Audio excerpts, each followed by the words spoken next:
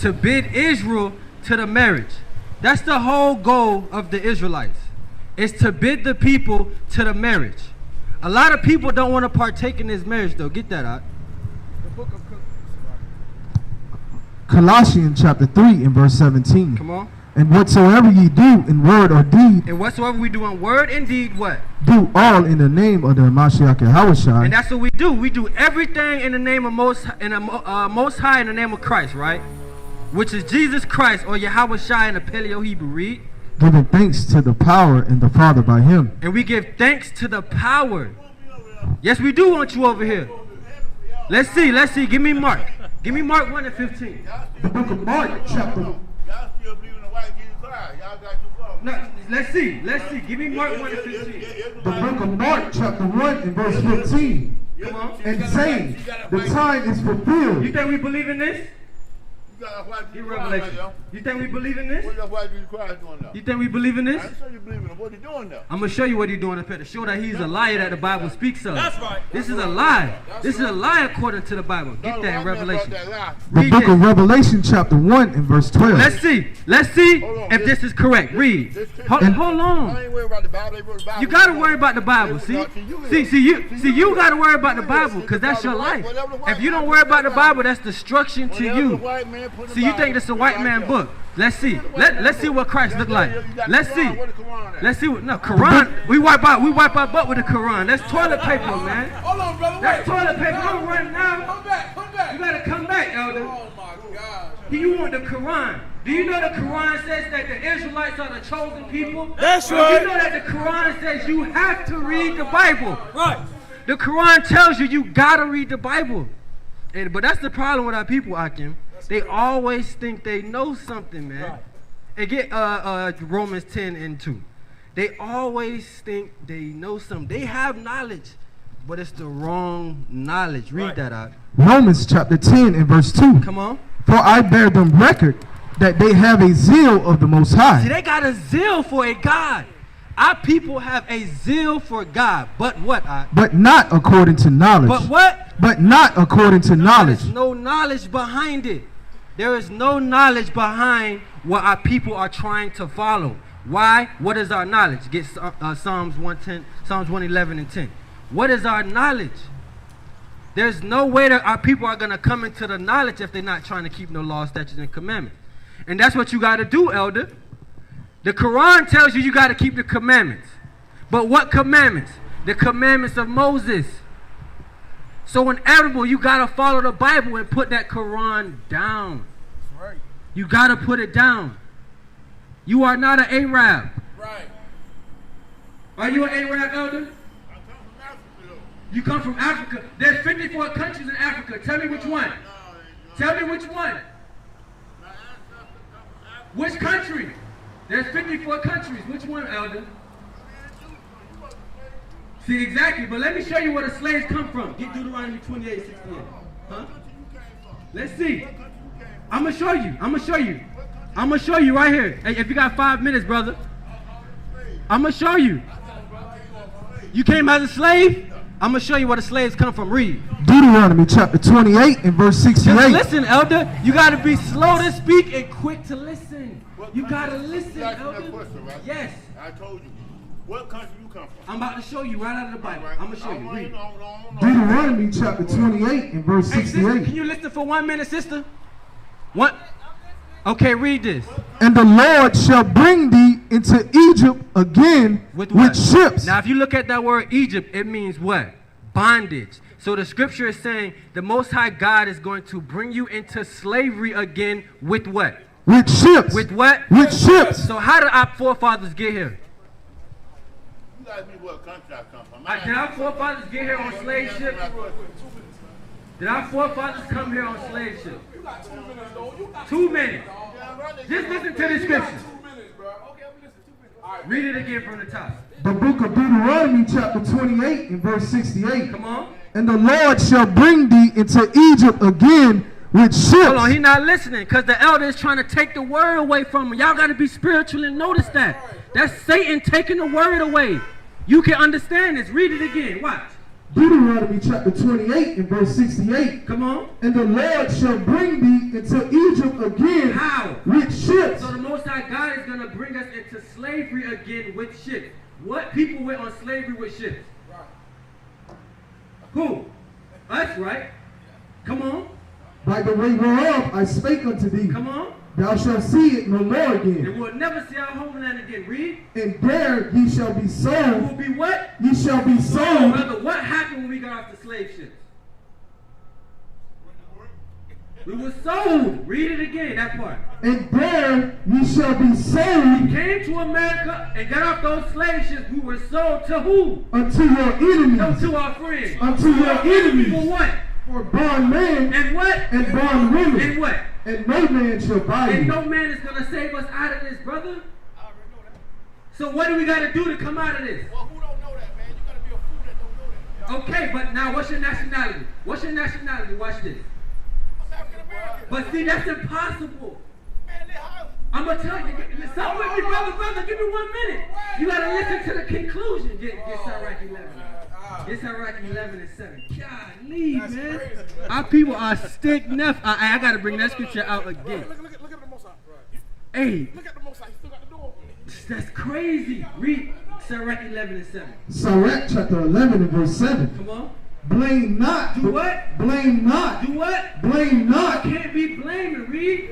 Before thou hast examined the truth. See, you're not examining even what I'm saying. Read.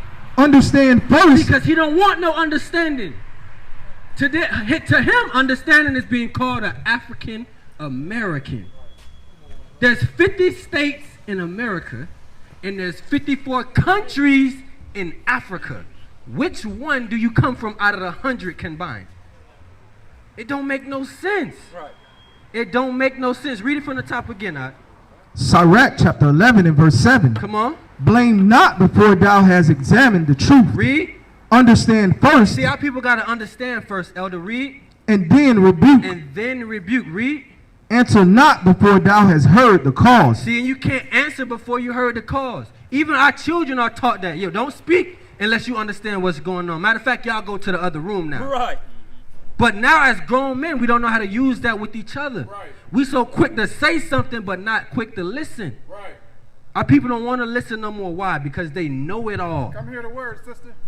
Before I knew anything, what did I have to do? I had to go sit down. Hey, Cap, what did we have to do, man? Before we learned this knowledge, we had to sit down and learn from somebody, sister. Sister, give me 1 minute. You listening? Do you believe in the Bible, sister? You do? What's your nationality according to the Bible? You don't want to go through that with me? Why not? Who else better to go through it with? A young brother that just want to talk to you. I talk to God. I talk to God and read my Bible. You talk to God? You read your Bible? So who are the chosen people according to the Bible? Did you know there's a chosen people according to the Bible, sister? There's a chosen people. Get it. Deuteronomy 7 and 6. According to the Bible, sister, there is a chosen people that's above everybody else. Did you know that? Who are those people? No, not the Gentiles. I'm going to show you. That's a good answer, but not the right answer. Read that out. Deuteronomy chapter 7 and verse 6. What does it say? For thou art an holy people unto the Most High thy power. Wait, hold on. Go to Deuteronomy 1 and 1 because she might not understand who Moses is speaking to right here. I'm going to show you who Moses is speaking to, okay? Watch this. Just bear with me. I'm going to give you 2 scriptures. Read. Deuteronomy chapter 1 and verse 1.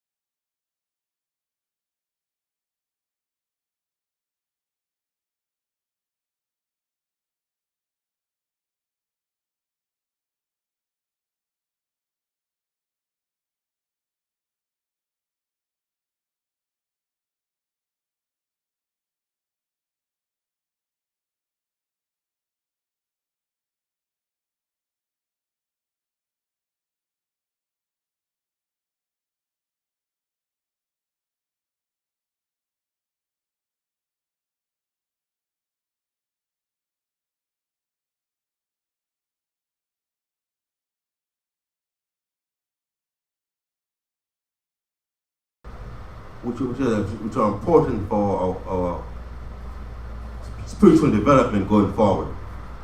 Read on.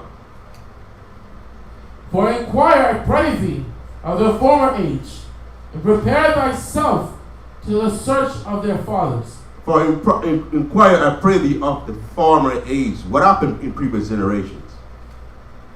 What happened in a certain era of time? What happened historically to our people? And prepare thyself to the search of their fathers. Prepare ourselves for the search of our fathers. Read on. For we are but of yesterday. We are but of yesterday. You know what? We haven't been on this earth for very long. We haven't seen a lot of things. So things we're reading 4 times, we're reading for our learning. So we have to get ourselves acquainted with those things that were written or documented 4 times. We are but of yesterday. You know what? We haven't been on this earth very long. So read on. And know nothing. I know nothing. We haven't seen much. We have limited experience, limited knowledge. Read on. Because our days upon earth are a shadow. You know? Shall not they teach thee and tell thee and utter words out of their heart? Right. So we haven't got much experience of our own, so we have to learn. We have to learn from our elders, even though hey, we have met them personally, but based on what they've done historically and what's documented, the achievements, the accomplishments, that can also be stimulating to us. Okay, so give me also Deuteronomy 28 verse 15.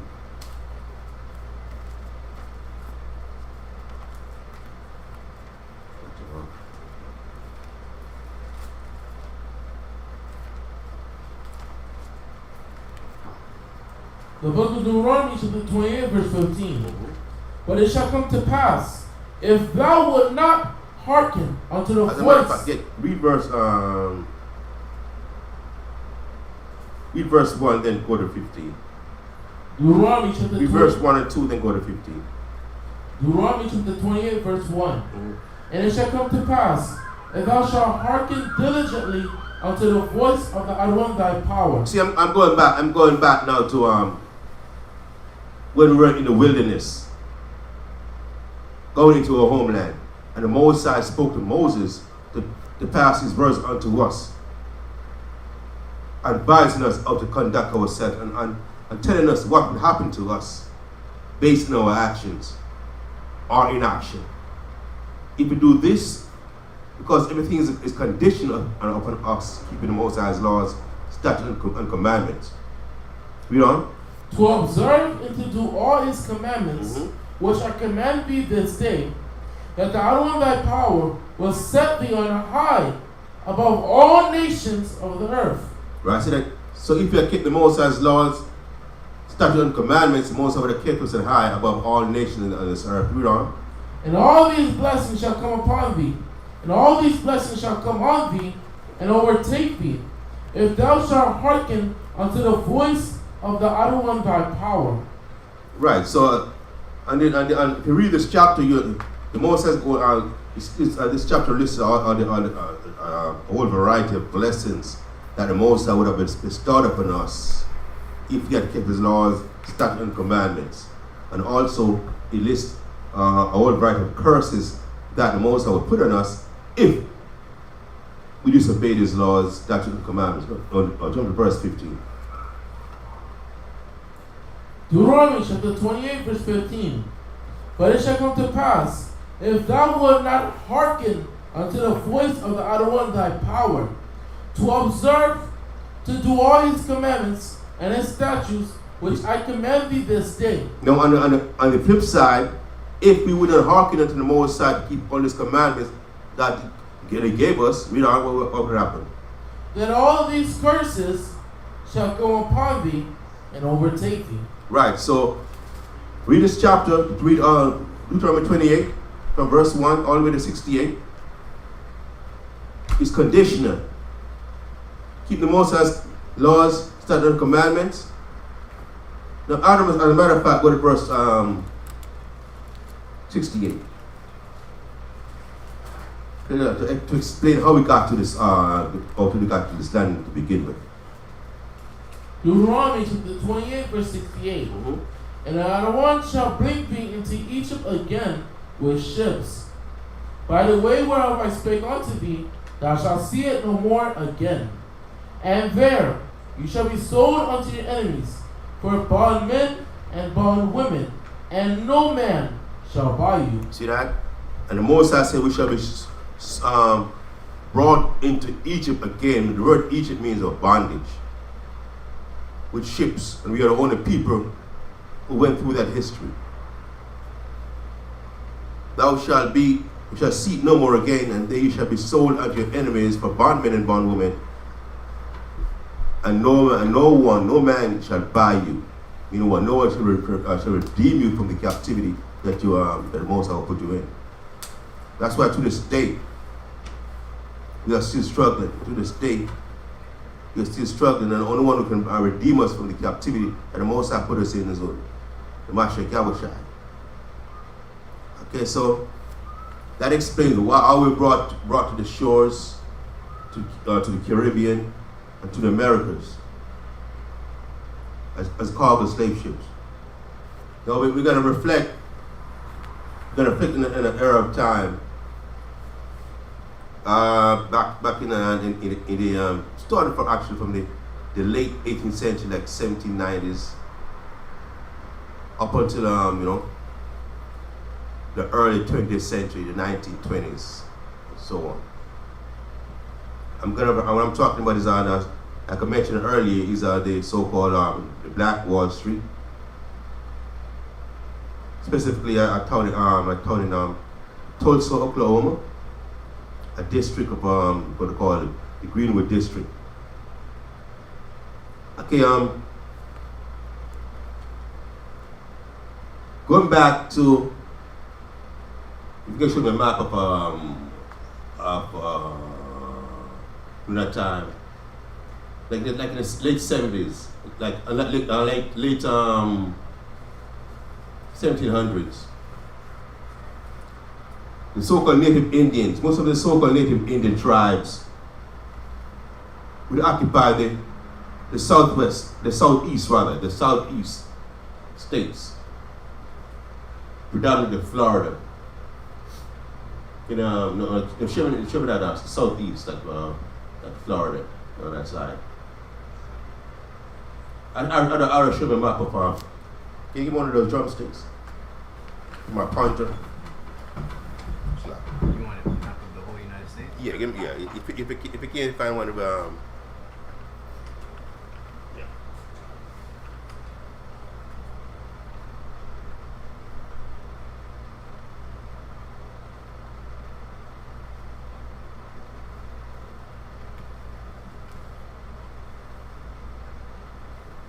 Back in the late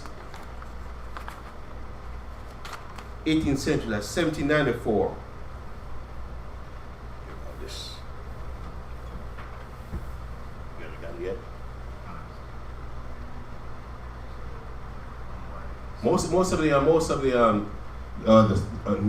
so-called native Indian tribes lived in the southeast of America. Okay, the places like Florida and all that, like Georgia, those places. There you go.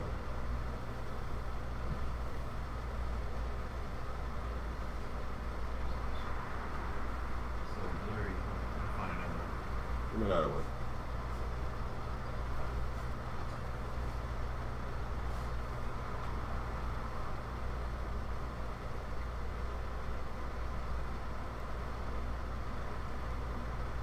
Okay.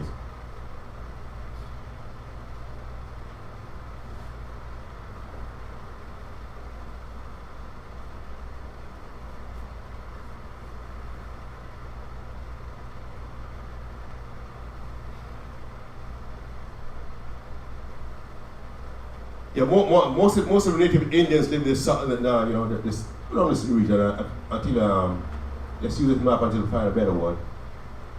More, live in this region right here. And also, okay, that's better. Oh yeah, here that's better. See that? Around there. That's why to this day, a lot of us so-called Native Indians, Seminoles, are still in Florida.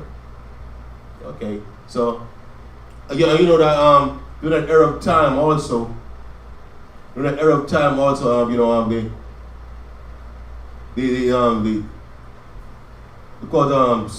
America had gotten independence, so-called independence in 1776, right, from the British.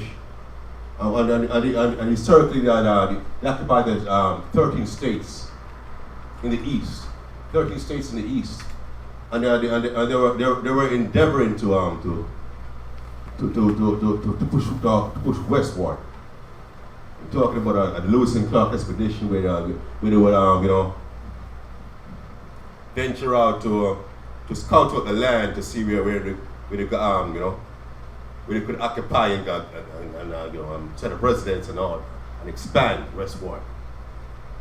And the native Indians also. The native Indians. Yeah. Okay, yeah, that's good. This is good.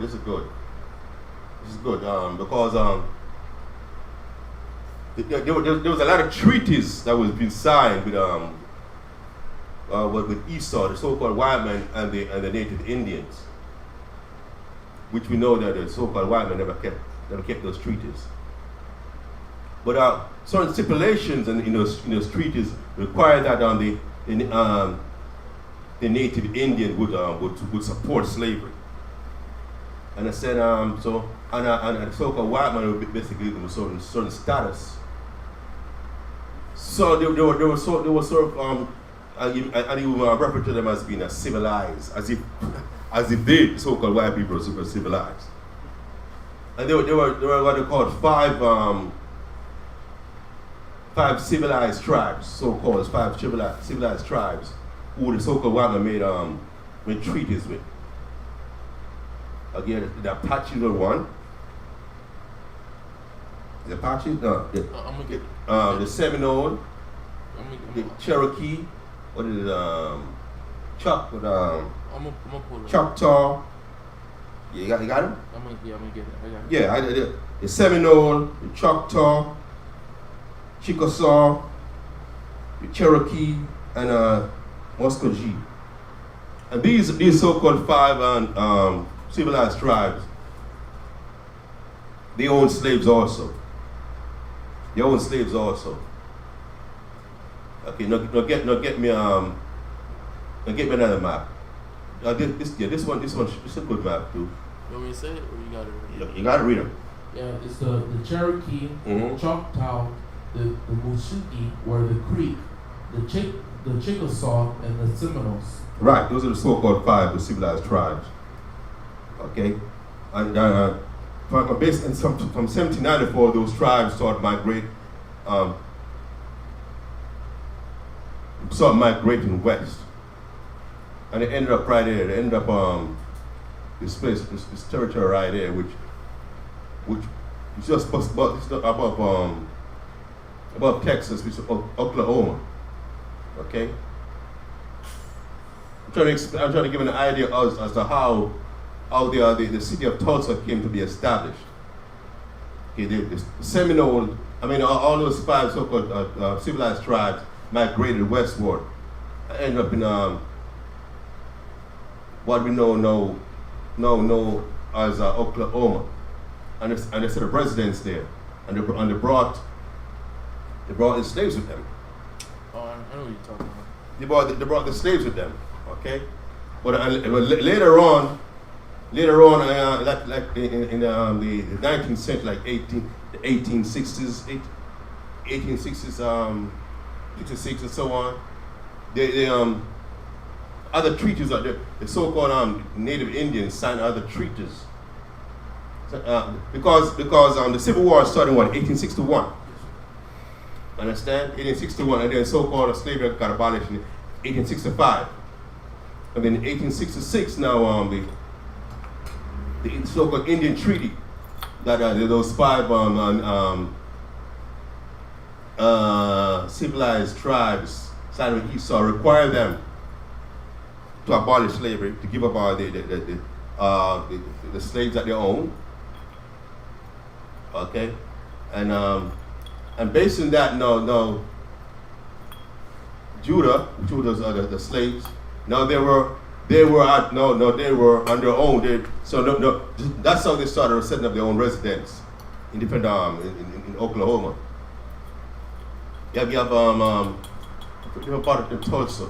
You have the so-called Indian territory, and you have the so-called black territories. Okay, that started like in the 1866 going forward, and then because at that time Oklahoma, as we know today as a state, that wasn't it did this open territory that everybody was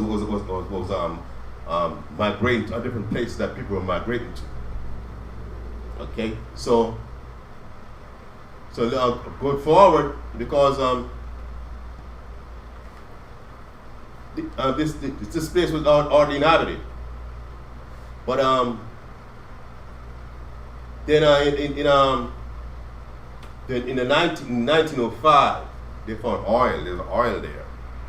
There's oil. They discovered oil in 1905. Understand? But at that time, our people, so-called Native Indians and the so-called Negroes, they were expanding. The family-wise, the population-wise, they were expanding and increasing and all that. Okay, but and then when they found oil, then that's when Esau started rushing in. Esau started rushing in, and of course they had the money. They had the money behind them. So they were the ones who, for the most part, benefited. They were the ones who, for the most part, benefited from the oil discovery. Even though some of it did trickle down. This is very true because if you watch all the cowboy movies, you will see where there's a movie where they were washing together. If you, and right there, this part that you that's your land. Yeah, that's your land. Whichever land you set your foot on, and just put up a flag or put some stones around it and claim it, then it became yours. That's what happened. So oil was discovered in 1905, and then of course Esau came in to rush. They came in and started capitalizing on the oil discovery and got all the wealth and all that. And so Oklahoma didn't become a state until like 1907. That's when Oklahoma became officially a state. And of course, when they made Oklahoma a state, of course it came with segregation. It came with segregation because that was the same Jim Crow era. Same Jim Crow era, you know what I mean? So segregation.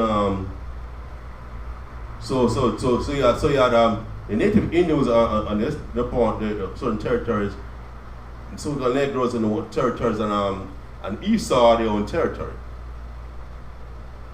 And of course Esau, because they own the oil, Esau own the oil drills. Yes, So they control the economy, and if they control the economy, they control the politics, the police and all that. The culture, so they are the economic and the political power, and the police and all that. So basically, they were dominating our people. So our people, we could work for them. We could work because we could work for them, but we had to go. Once we finished working for them, we had to go back to our own residence. So we're talking about 1907. That's when I guess this. So that's when it became a state. Okay, give me another current, give me a modern map now. Oh, the U.S.? Yeah, give me another map. It's right here. Okay, great. Get me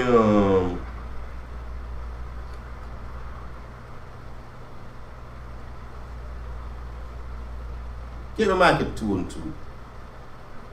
Because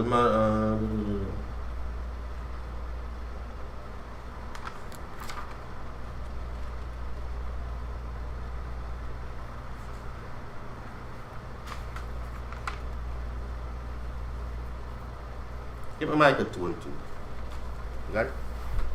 Mic at 2 and 2.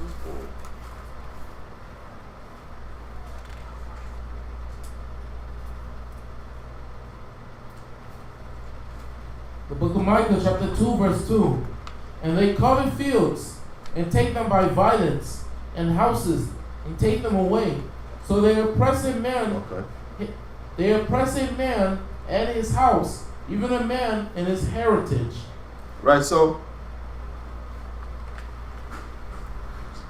the territories got opened up.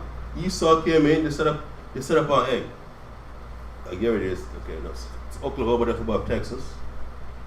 So we moved, migrated from westward, from Florida and Georgia, Alabama, around there, southeast, and set up residence in Oklahoma. So, Elder, this was during the Indian Removal Act under Andrew Jackson. Right. So, exactly. Right. The Trail of Tears. You're right. Right. Trail of Tears. Exactly. That's what it was. So now, and in 1866, now with the Indian treaties, now those 5 civilized states had to give up. That was after slavery anyway, so-called emancipation, which ended came in 1865. Right. So now they have to because those 5 so-called 5 civilized tribes, Indian tribes, they previously were loyal to the federal government. But when the Civil War broke out now, and some of them took sides. Some remain loyal to the federal government, and some support the Confederacy. You know what I'm saying? So after the war ended, and the so-called federal government won, then that's when they signed the treaty, 1866, a year later. And that's why they came to hard and say, you know what? Because the treaties that they had signed previously with the native Indians was that they would have given them land and given them this and that if they supported Esau with slavery. And Esau would have given them a lot of land and all that, but Esau said, you know what? Because you signed with the Confederacy, it's like you forfeited all what you were supposed to get. You broke the agreement that we made with you. So they say that, you know what? Not only are we not going to give you the land we have promised you because of a violation, because you broke the treaties, which is so ironic. So-called white men accusing someone of not keeping their end of the bargain. When did they ever keep the end of the bargain with anybody? But that's how it went down. And they were forced to give up the slaves. So the slaves now were so-called free. So little by little they set up their own communities. Understand? And because of segregation. Because of segregation, where the slaves they could work with Esau in Esau's territory, but they couldn't buy from Esau. So what does that mean? Because they couldn't buy from Esau, that we were forced to set up our own shops, our own businesses, our own communities. And buy from each other. And when they buy from each other, what does that mean? The dollar circulates around in your community. I buy from you, you get the money from me. You buy from him, get the money from you buy from him, then so the money keeps circulating around. So we keep making profit. Understand? Because that's what's going on right now with the other nations, with the other so-called ethnic groups. Which is the opposite of what we're doing, but we buy from them, And we don't buy from each other. We ain't got no business. That's what we're empowering right now. But at that time, Tulsa, Oklahoma, Black Wall Street prospered because what? We were forced to buy from each other. We were forced to buy from each other. And the Greenwood district prospered because we were forced to buy from each other, and because of that, we had everything everything you can think of in a community. Doctors, lawyers, you know what I'm saying? Everything you can think of. We had it in ourselves, amongst ourselves, because the money was there to support those businesses. Get back to that. Get back to that. Okay. So the money was there to support our businesses. You know?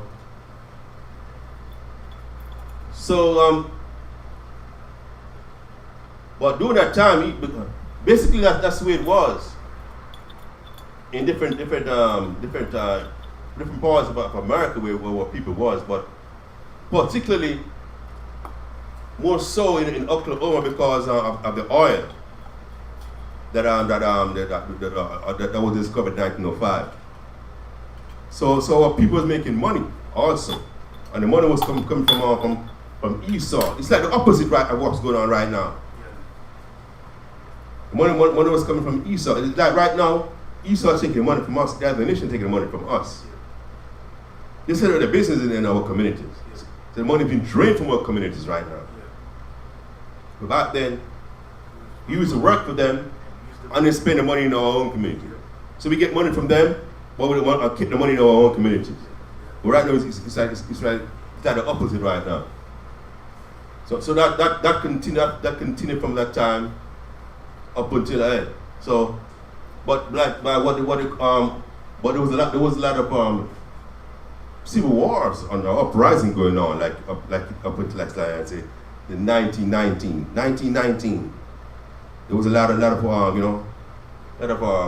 racial riots going on. Predominantly Esau basically massacring our people. You know what I'm saying? What they call like in 1919 in particular, they call the Red Summer. There was so much blood. There was so much blood almost so much of our people's blood was being shed because of the Red Summer. And of course, at that time also, that was like the end of World War I. Because World War I went from 1914 to 1918. Understand? So so while Esau was a war for the most part, Jake was getting a lot of jobs. Jake was getting jobs because Esau was a war. Right, exactly. So when Esau came back from war now, they ain't got nothing to do. So that's all that was and they saw people striving. All that was the hatred that they had for people. Get me Ezekiel 35:5.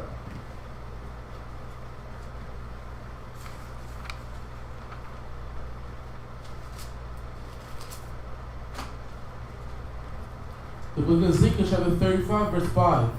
Because thou hast a perpetual hatred and hast shed the blood of the children of Israel by the force of the sword in the time of their calamity. Right, so that Esau, they have a perpetual hatred for our people, man.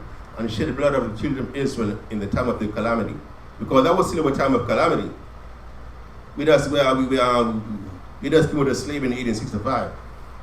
And we were just trying to build. We just tried to build, but Esau, they got a so-called independence in 1776, and they were expanding rapidly across the West.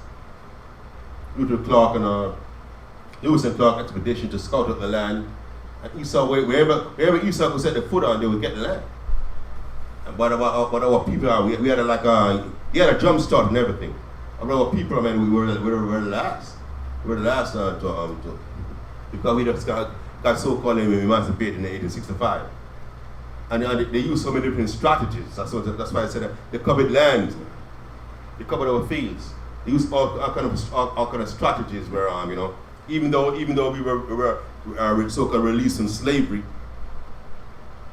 and we were given land, but they would use all kind of strategies where taxation, the fines that levied on us on our people.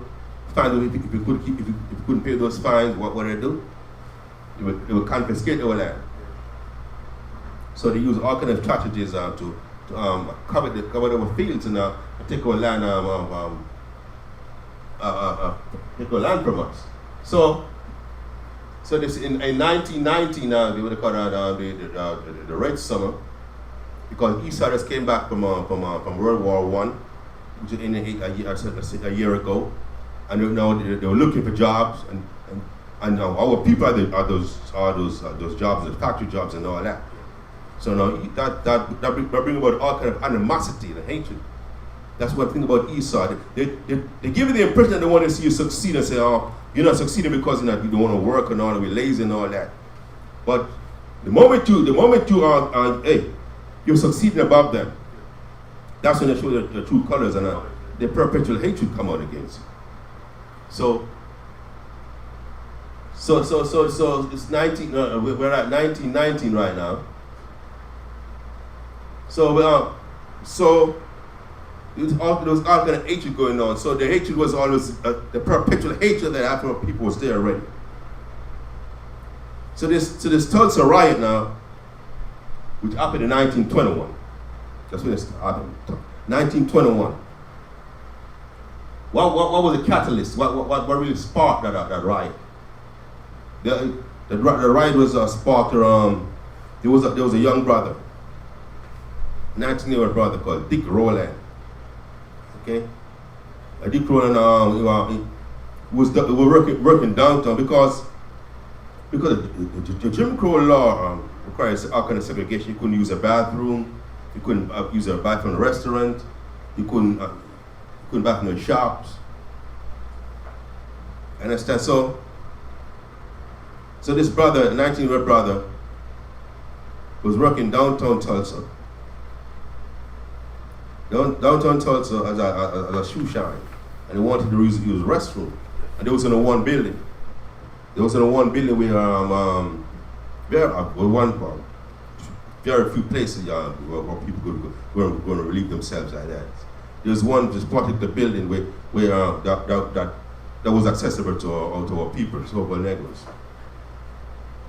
So he went there, and I went in the elevator. Which was operated by a so-called white young woman, 17-year-old girl, called Sarah Page. Understand? So he went in the elevator, expect to go to where we want to go to. This kind of remind me of when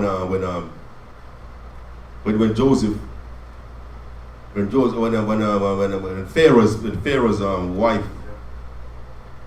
wanted to give up herself to Joseph, and Joseph said no, and then Joseph she came so hard against Joseph, but he had to run out and she got onto his clothes. The same thing when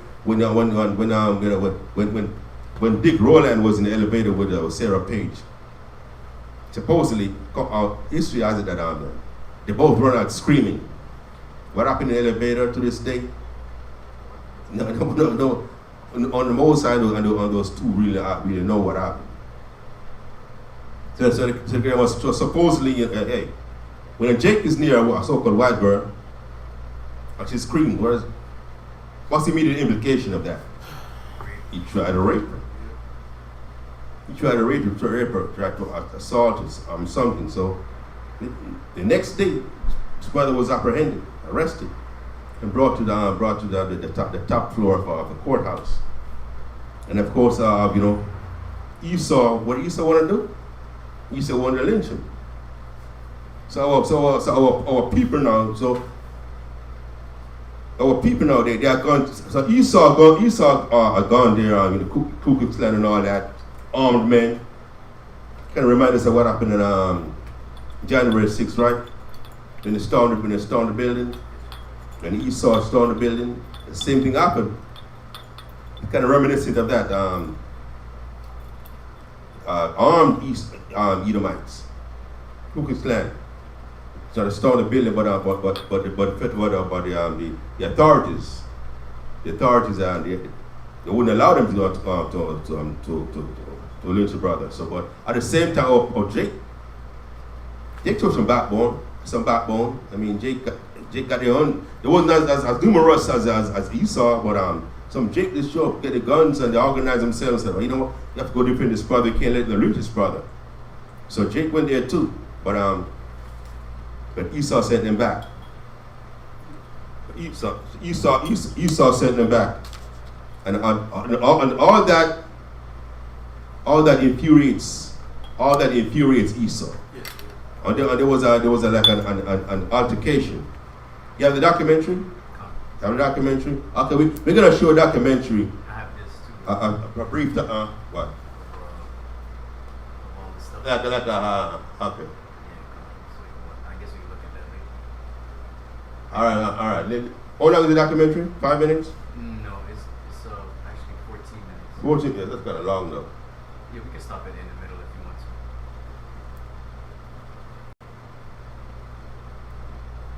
Was it being narrated or Say that again? is it being narrated? Is it? Rated? What do you mean? Is it being narrated? Is someone giving a narration of it?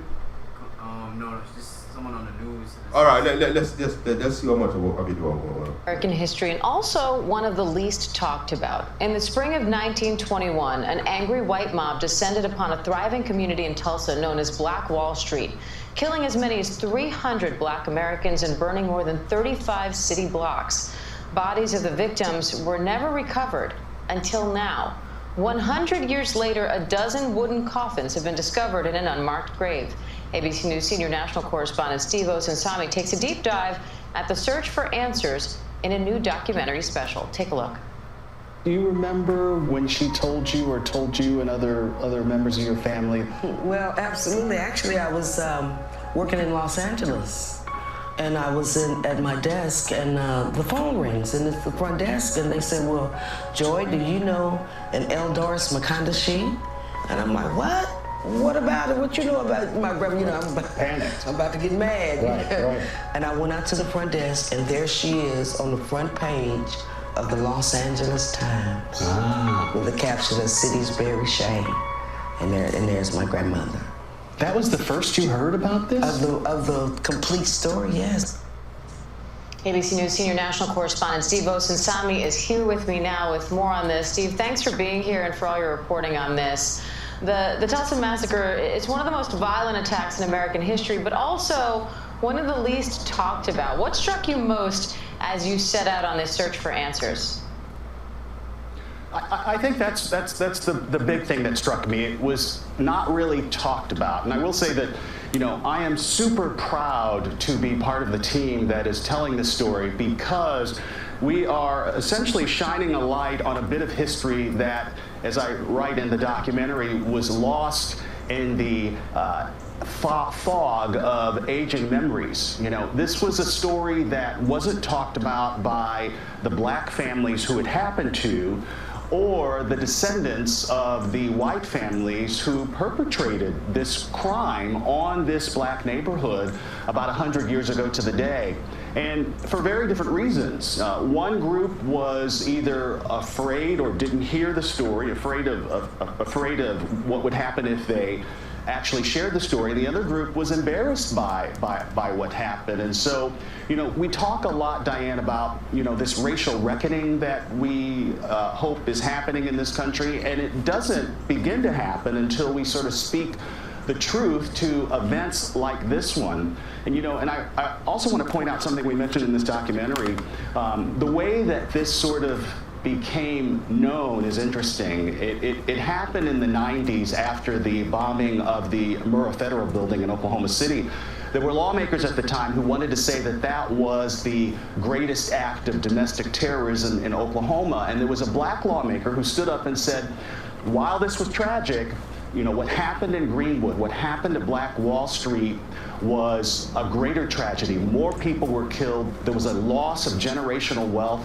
There was a neighborhood of hundreds of families, of black families, that was succeeding, where people had true success and wealth, and that was taken away in this violent incident that so many Americans are just really learning about now. Diane? To think that it took the Oklahoma City bombing for it to come to the national attention in that way. And Steve, I know this morning the Judiciary Subcommittee is having a hearing with descendants of survivors of the Oklahoma City bombing, as if that was worse than the Tulsa bombing.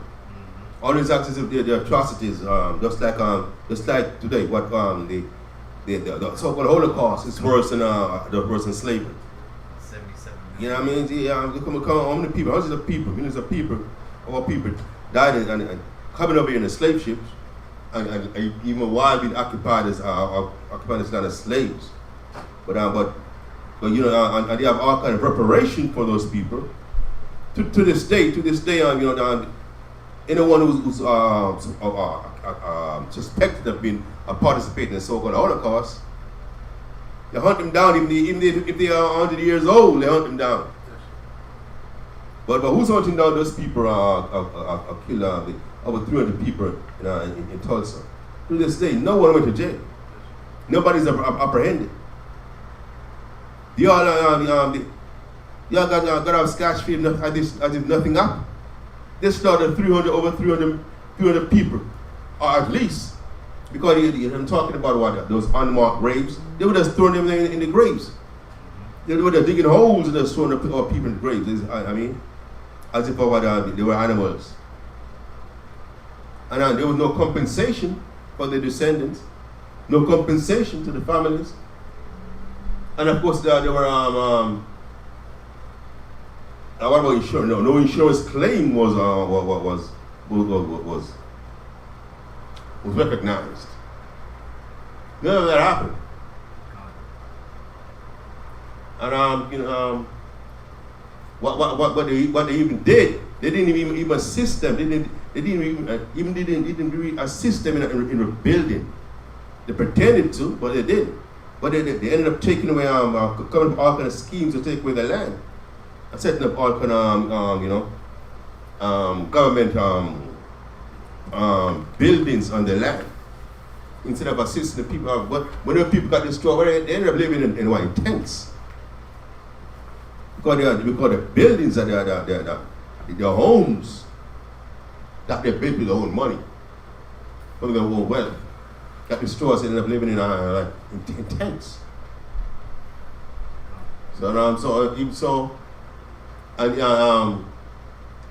Even to this day right now, it's not thriving.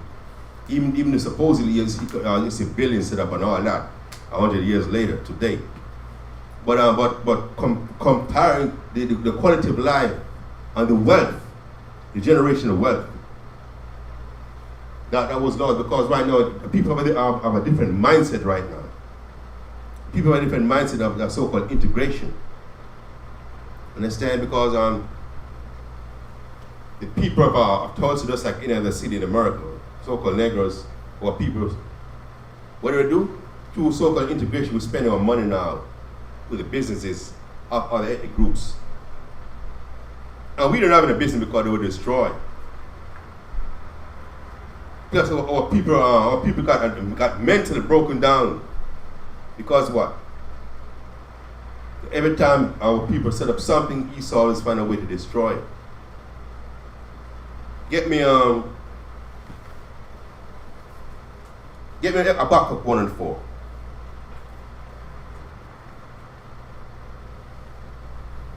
We never get justice.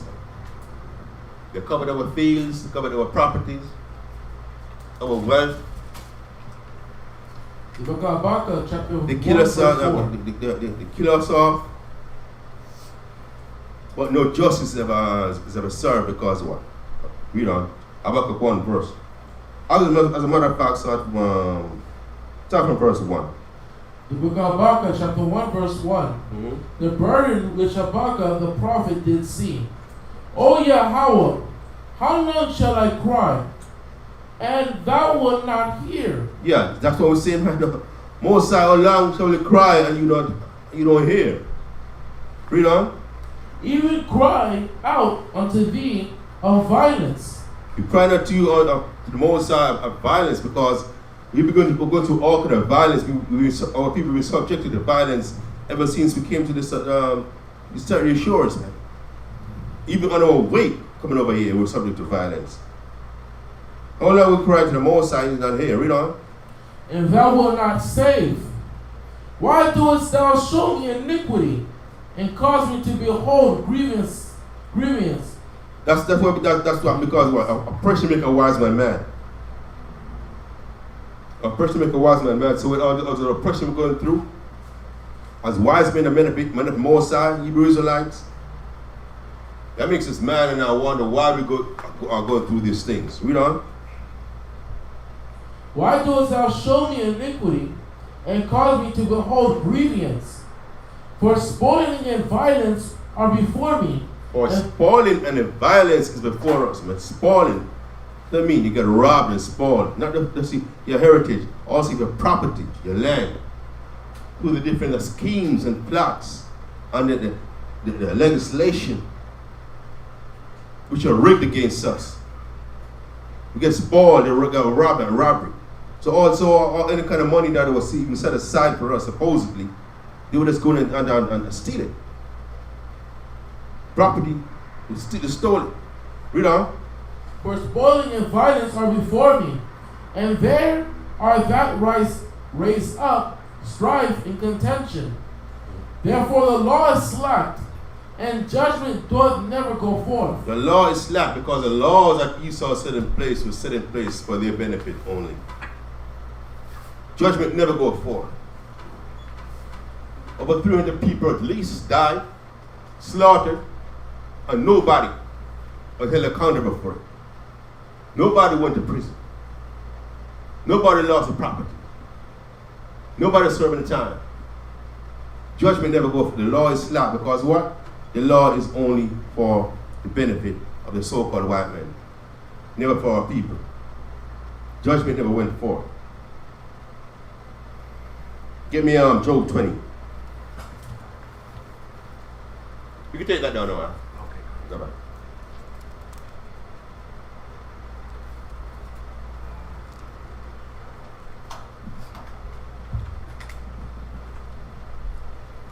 Further in the interview too, it says that they're talking about not putting it in the school because it makes the history look bad. Oh yeah, because that's part of the what they call the critical theory. That's what they came up with the most of the governors they ban the teaching of critical race theory. That's something that our people our civil rights leaders came up with, where they try to the curriculums include your teachings of slavery and bring awareness to historical events like this. See, so and Esau don't want people to be aware of things like this. That's why even some schools have in the curriculum that slavery was like mandatory, that was voluntarily, there was like they are termed like we were as employees. You know what I mean? With like indentured servants or something like that. They try to water it down as if it was atrocious and as wicked as it really was. So even Oklahoma, they through the state they banned the teaching of critical race theory because they don't want the people to have a recollection of what took place 100 years ago. And they want to pretend as if it didn't happen. Understand? So generation for people 100 years later if you mention Black Wall Street to them, they don't even know what you're talking about. If you mention,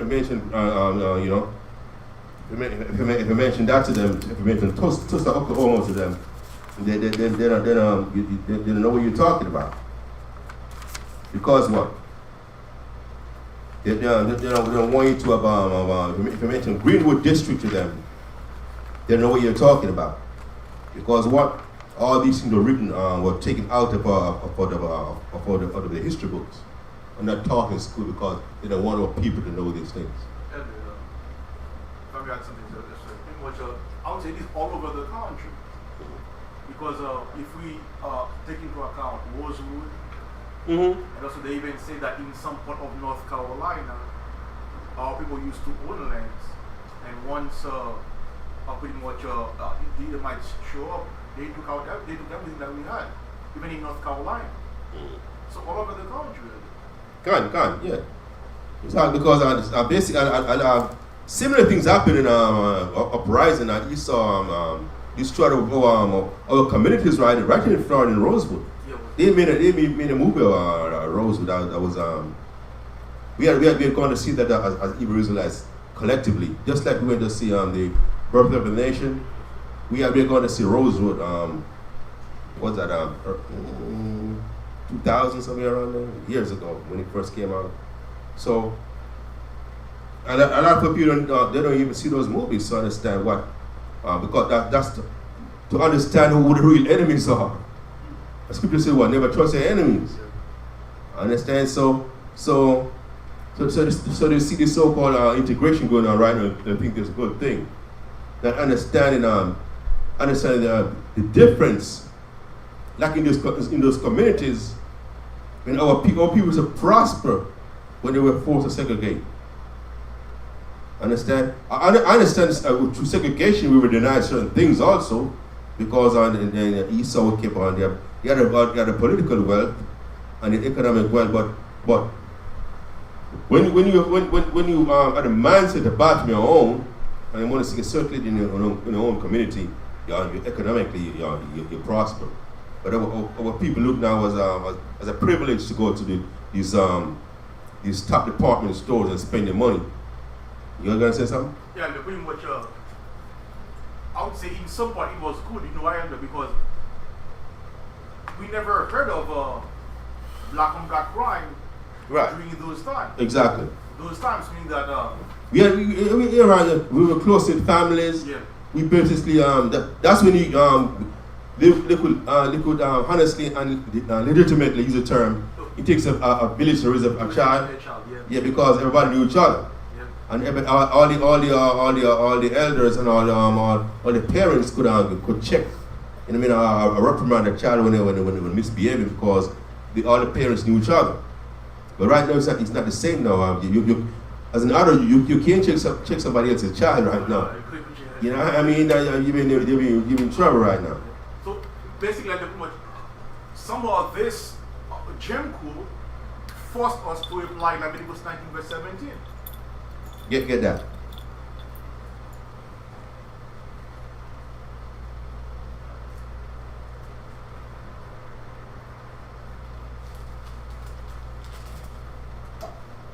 The book of Leviticus chapter 19 verse 17. Thou shalt not hate thy brother in thine heart. Thou shalt in any wise rebuke thy neighbor, and not suffer sin upon him. Right. Don't hate your brother in your heart. So, you see someone going off, for the Israelites going off, rebuke him, what, let him know about whatever difference you have with him, and not hold a grudge against him and suffer sin upon him. We could in a civil manner check each other, talk to each other. But right now it's not the same. If someone talk to somebody it's like an issue. I remember there is a movie, I forget the title, where Dennis Herbert, he came to the Israelite spot with an Edomite woman, and one brother there stood up and checked him on that, saying that no, you will not come with her here. It is in a movie, I forget which movie it is, but at one point pretty much Jim Crow pretty much forced us to love one another Right. Also not to kill one, also to correct one Exactly, because look what happened. Look what happened. When they saw well right now, right, because it's kind of coming back. Because we see what's going on. You know, people. It's so bad now. You know, we've been shut down now that we'll be like this. We can't take it anymore. But back then, you wanted to take up arms. So you can't lynch this brother. You can defend this brother. And I said, even they even put their own livelihood, their own lives on the line to do that. You know what I'm saying? So, and that's exactly what happened now. We empathize with one another. We saw what he was going through, what he was subject to, and we knew, you know, we saw the injustice. So what did we do? Took up arms and we're gonna defend this brother. Get me on, Watson. What do I have for? Job 20, verse 4.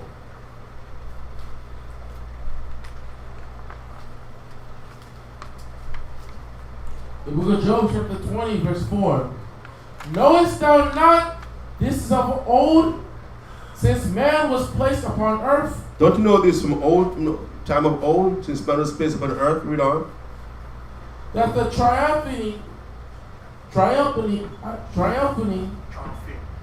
of the wicked is short. Don't you know this, since man was placed upon earth, and way back, the triumphing of the wicked is short. Because you see this what went on in Tulsa and other places. It appears that Esau's going to get away with it. But guess what? The victory is short. When you had a red summer in 1919, when there was slaughtering of people all over America in those race riots, even to this day, when they were slaughtering our young men in the streets. Don't you know that it's not permanent? Read on. And the joy of the hypocrite, but for a moment. And the joy of the hypocrite. Who's a hypocrite? Someone who professes to keep the Most High's laws, statutes, and commandments, but in reality they keep breaking them. The triumphing of the wicked is just for a moment. Read on. Though his excellency mount up to the heavens. There was excellence in mount up to the heavens. Though they put themselves as what? As authority, as a Christians. Put themselves as a Jews. He put themselves in the Most High. Put themselves as an angel of the Most High. Even though Esau does all that. Read on. Though his excellency mount up to the heavens, and his head reached unto the clouds. The head reached unto the clouds, proud and puffed up, because of his military, his might, his economic wealth. Esau, was it Esau thing? Guess what? That his rulership is going to continue forever. His dominance is going to continue forever. That's why they do all these things. That's why they do, and they see that their population is dwindling. So that's why they had to go about incarcerating our people, particularly the men, and killing other men. Read on. And his head reached unto the clouds, yet he shall perish forever like his own dung. They which have seen him shall say, where is he? You know that's talking about a particular people. He shall perish forever like his own dung. They which have seen him shall say, where is he? He's a so-called white man. What happened to him? He used to be so prominent. Read on. He shall fly away as a dream, and shall not be found. Yea, he shall be chased away as a vision of the night. Now give me Job 21 verse 29. Let me wrap it up with that. Job 21 verse 29. Look at Job chapter 21 verse 29. Have you not asked them that go by the way? Yeah, you know, ask people you see go about up and down. Read on. And do you not know their tokens? That the wicked is reserved to the day of destruction. Right, they're going to continue to rule, and it seems as if their rulership is going to be forever, but their judgment is reserved. You know? That the wicked is reserved to the day of destruction. they shall be brought forth to the day of wrath. Who shall declare his way to his face? Yeah, no, right now, no one can declare Esau's way to him. No one can tell the so-called white man, you know what I mean? Hey, you gotta sit down. You're the wicked. What you're doing is wrong. They can do it, but they haven't got the authority to remove him. We haven't got the authority to remove him from the seat he's in. That's why, and they know that's why the cops they keep shooting our people. Even when they, some cops get convicted, a day later, a week later, you hear of another incident. You're wondering, what happened? Don't they learn? Because they think that they have the authority, they have the privilege to dominate us. The more?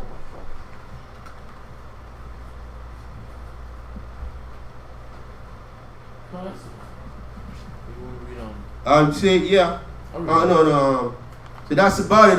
Today, they hit with us they're going to recap this the 100 years after the so-called Tulsa, Oklahoma bombing. With Esau, after they invaded our territories, our neighborhoods, slaughtered over 300 people. They had planes were dropping bombs, dropping kerosene to keep the fire going. All kind of atrocities, man. That's the extent. Because Esau, when they see us prospering, they don't want the competition. They want to have the white supremacy government. Ku Klux Klan behind it now, and they were on those clans. They were deputized by the police, the sheriffs, and they were given arms to start with people. And you expect that that they're going to hold these men guilty? What do you got that? Pretty much. They say that the U.S. government has its hands in this too, because there were airplanes that were flying, dropping triglycerides pretty much on our people. That the U.S. government used its airplanes to bomb Tulsa, Oklahoma. The state and the federal government had a role in it, because they were all Confederates. Yes. They were all Confederates. Just because they were fighting each other for power, when it comes to fight against us, they unite. And so, the most I willing, the other white brothers are going to get ready to go to camp. The other part of people on the street. Don't forget, 12 noon Eastern tomorrow. Chief Minister Shalaman going to continue the Shabbat service. Shamash Kawashai. The water Yasharala for logging in. We're on the live stream. Don't forget tomorrow, 12 noon Eastern, continuation of the Shabbat service by Shamash Kawashai. I'm Madin Wapanya Yerushalayim, Son of Face Jerusalem.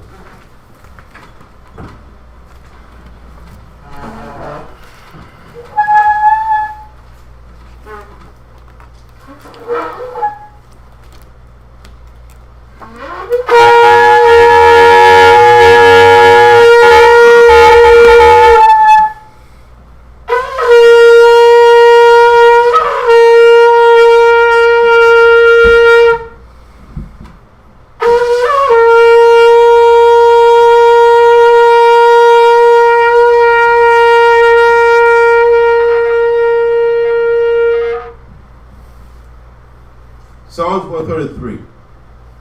Shayar, Ama Aiwa, Narawad, Ana, Ma, Tawab, Wama, Naayam, Shabbat, Akyam, Gam, Yakad, Kashaman, Matawab, Al, Araash, Yara, Al, Zakwan, Aran, Shayara, Al, Kaya, Madawak Yawa, Katal, Karamwan, Shayara, Al, Araya, Tazawan, Kaya, Sham, Tazawa, Yahawa, Abaraka, Kayawam, Ibalam, Asham, Amashiach, Awashai, the water, Aman. The book of Psalms, chapter 133, verse 1. Behold, how good and how pleasant it is for a brother to dwell together in unity. It is like the precious ointment upon the head that ran down upon the beard, even Aaron's beard that went down to the skirts of his garments, as the dew of Hermon, and as the dew that descended upon the mountains of Zion. For there Yahweh commanded the blessing, even life forevermore. Abunah Yahweh, Bahashem Ashak Yahushai, the water from Yad Aman. Aman.